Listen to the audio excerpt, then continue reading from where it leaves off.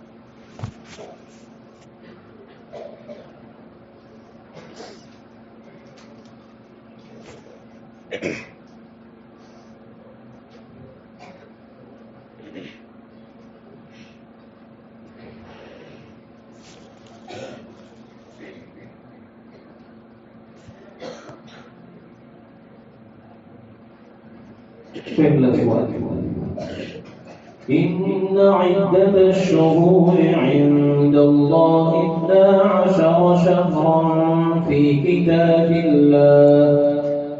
أعوذ بالله من الشيطان الرجيم. بسم الله الرحمن الرحيم.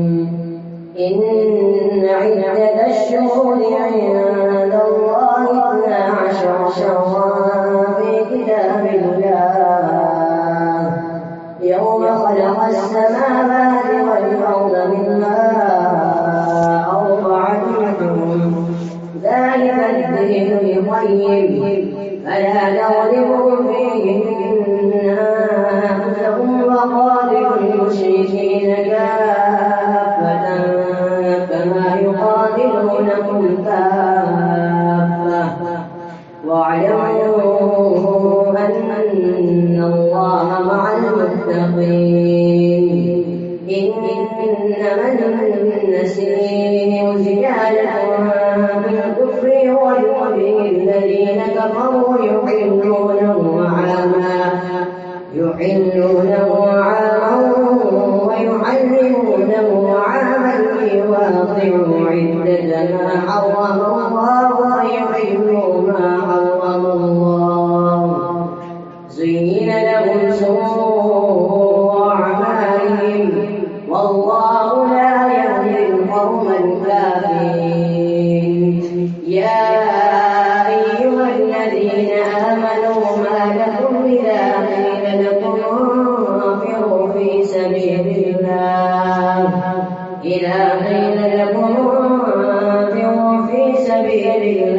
اثاقلتم إلى الأرض أرضيتم بالحياة الدنيا من الآخرة فما متاع الحياة الدنيا في الآخرة إلا قليل. بارك الله.